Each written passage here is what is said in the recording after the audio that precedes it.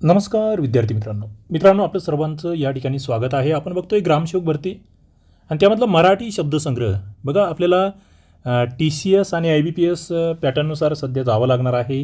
ग्रामसेवकचा paper IBPS घेणार आहे. त्या अनुषंगाने तुम्हाला व्याकरणावरही प्रश्न येत आहेत, काही शब्दसंग्रहावर सुद्धा येत आहेत. आपण त्याच्यातले काही महत्त्वाचे टॉपिक्स आता या शेवटच्या टप्प्यात कव्हर करतोय. शब्दसिद्धीवरचे आजचे हे प्रश्न आपल्याला कव्हर करायचे आहे. प्रश्न आहे, अर्धामुर्दा हा शब्द कोणत्या प्रकारातील आहे? पूर्णाभ्यस्त, अंशाभ्यस्त, अनुकरणवाचक, सामासिक. बघा अभ्यस्त शब्द नावाचा एक प्रकार असतो मराठी व्याकरण शिकत असताना किंवा शब्दसंग्रह अभ्यासत असताना. अर्धा अर्धा असा जर असता ना तर तो पूर्ण अभ्यस्त राहिला असता. काही आवाज काही ध्वनी दर्शवणारा असताना तो अनुकरणवाचक राहिला असता.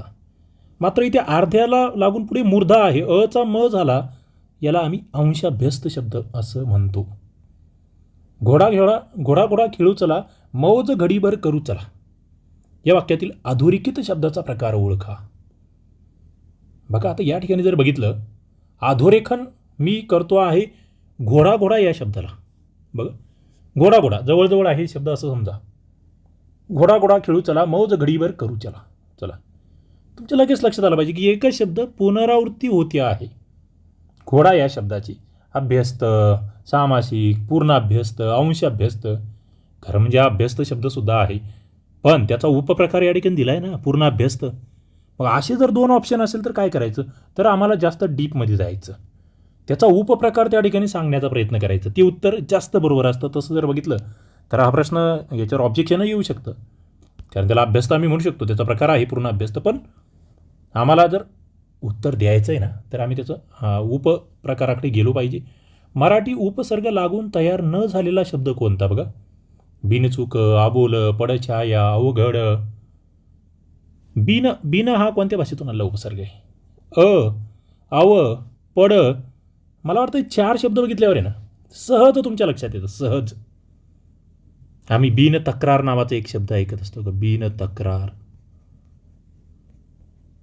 ओके, बिन म्हटला की हा मराठी नाही आहे. मग हा कोणता शब्द आहे, कोणता उपसर्ग आहे? आबोलमधला आहे, अवघड आहे, पडछाया आहे. 1 नंबरचं उत्तर मराठी उपसर्ग नसलेला. आडवाट, पडछाया, प्रतिदिन, भरजरी हे शब्द कोणते?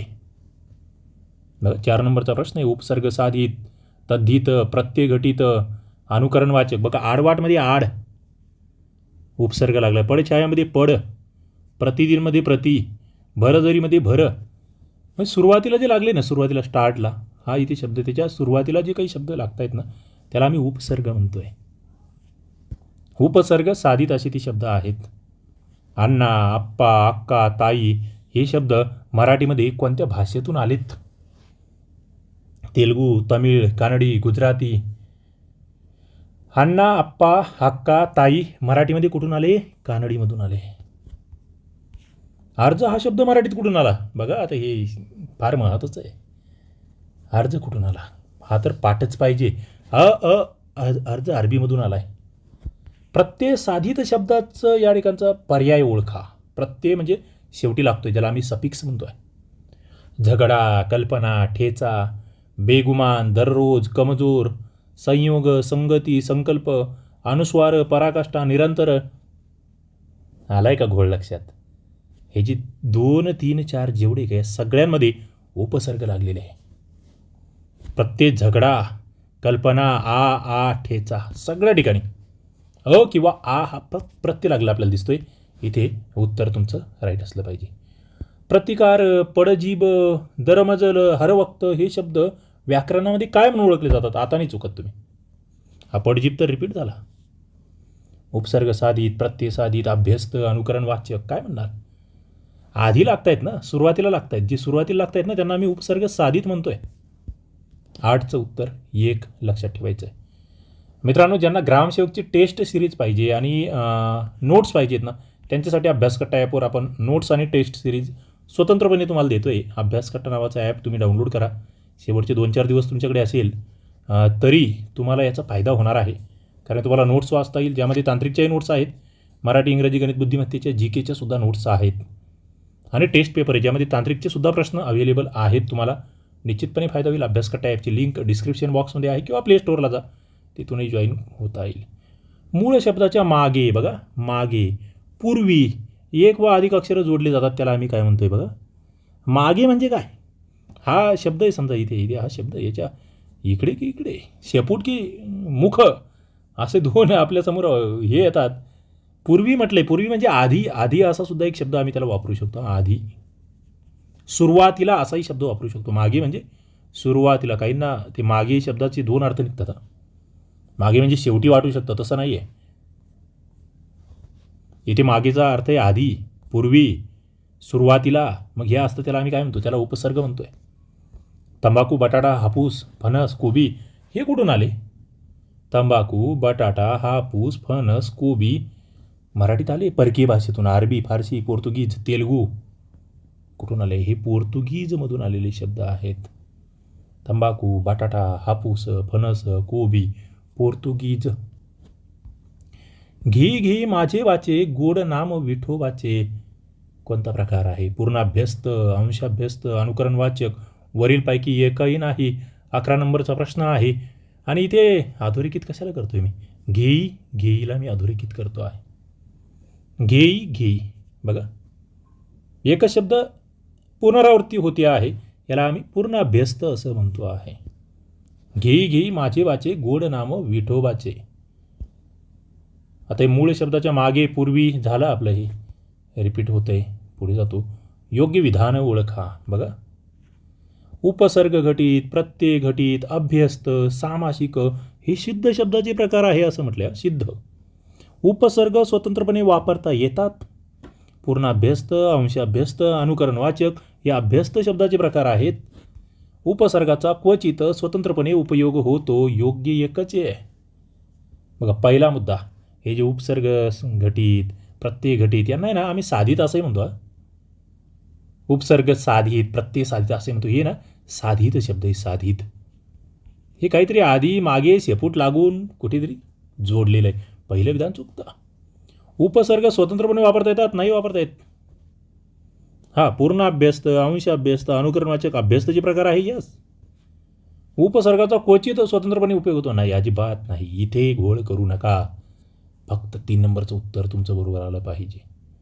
पुढे दिलेल्या पर्यायातून फारशी फारशी असा समानार्थक शब्दाचा समास साधलेला अंशाभ्यस्त शब्द कोणता? फारशी फारशी बघा, 13 नंबरचा प्रश्न आहे. दोन्ही फारशी म्हणजे डावपेच म्हणजे डाव पेच, कागद पत्र, रीती रिवाज, बाजार हाट, दोन्ही फारशी फारशी आहे. डाव पेच हा तो शब्द आहे. डोळा या शब्दाचा शब्दसिद्धीनुसार प्रकार कोणता आहे? डोळा कुठून आला? देशी, परभाषीय, तत्सम, इंग्रजी? फसवतो बरं हा डोळा. डोळा हा तर काहींना नेत्र आठवेल, मग काहींना वाटेल अरे हा तत्सम वगैरे आहे की काय. डोळा आमचा देशी शब्द आहे, देशी शब्द. पुढीलपैकी अंशाभ्यस्त शब्द ओळखा. अभिनंदन, आमरण, घरबीर, अपहरण. अंश म्हणजे थोडा फरक पडतोय. अभिनंदन, आमरण, अपहरण, घरबीर. बघा बरं, हे भारी आहे. याला आम्ही घरबीर असं म्हणतो. हे जे घरबीर आहे ना, अंशाभ्यस्त आहे. सुदर्शन या दिलेल्या शब्दाचा प्रकार कोणता? सुदर्शन. प्रत्यय घटित, पूर्णाभ्यस्त, उपसर्ग घटित, अंशाभ्यस्त. बघा 16 नंबरचा प्रश्न तुमच्या समोर आहे. सुदर्शनमधला हा जो सु आहे ना, सु तो उपसर्ग घटित शब्द आहे. तो सु लागला ना सुरुवातीला. पुढे दिलेल्या गटामध्ये परभाषीय शब्द नसलेला गट ओळखा. सेट, दलाल, पगार, कोबी, झोप, खुळा, खर्च, मेहनत. परभाषीय शब्द नसलेला गट कोणता आहे?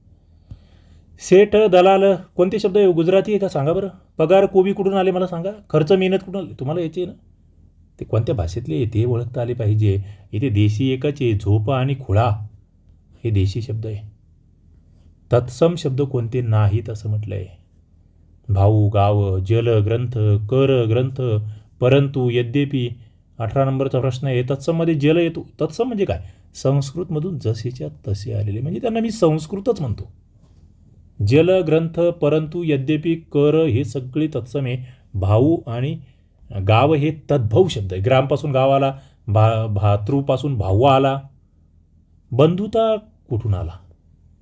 उपसर्ग घटित, अभ्यस्त, प्रत्यय घटित, सामासिक. बघा 19 नंबरचा प्रश्न तुमच्या समोर आहे. बंधुतामध्ये आ हा प्रत्यय आहे. प्रत्यय लागलाय नावातच प्रत्यय. तद्भव म्हणजे तत्सममध्ये थोडासा बदल झाला आहे. क्लेश, किळस, कलश, घास. बघा तद्भव कोणता आहे? क्लेश संस्कृत, कलश संस्कृत, किळस संस्कृत. आता जो ग्रास आहे ना, ग्रास, त्या ग्रासचा झाला घास. तद्भव शब्द बनला आहे. कोणता शब्द? हा प्रत्यय साधित नाही. बघा लेखक, पुकार, झोपाळू, पथिक. प्रत्यय कशाला नाही लागलाय? 21 नंबरचा प्रश्न आहे. लेखक अक, झोपाळू, पथिक इक, पुकार इथे पू, उपसर्ग आहे इथे. 2 मध्ये घोळ होतोय. पुढीलपैकी कोणता शब्द कानडी भाषेतून मराठीत आलेला आहे? कानडी राजा पंढरीचा. कांबळे, डबा, किडूक मिडूक, शिकेकाई.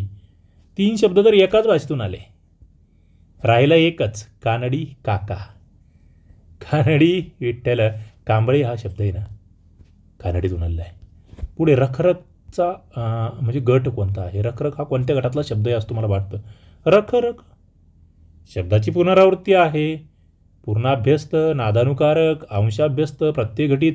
काय म्हणणार आम्ही याला? याला आम्ही पूर्णाभ्यस्त असं म्हणणार. रखरख.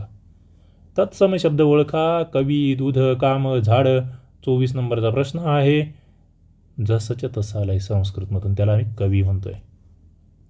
कवी तत्सम शब्द. कोणता शब्द हा तद्भव आहे ते निवडा म्हटलंय. भाऊ, ग्रंथ, झोप, धोंडा.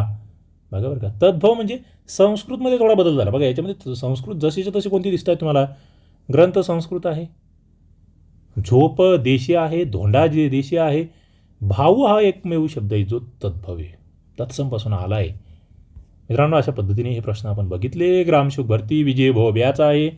Fast track batch live plus recorded. तुम्हाला शेवटच्या टप्प्यामध्ये आपण रिव्हिजन, फास्ट ट्रॅक रिव्हिजन घेतो आहे मॅरेथॉनच्या माध्यमातून, शॉर्ट ट्रिकच्या माध्यमातून. नक्कीच जॉईन व्हा. अभ्यास का टॅप आहे. तुमचे 5-10 मार्क्स तुम्हाला या तीरावरून त्या तीरावर घेऊन जातील आणि नक्कीच यशस्वी बनवतील. थांबतो या ठिकाणी. धन्यवाद.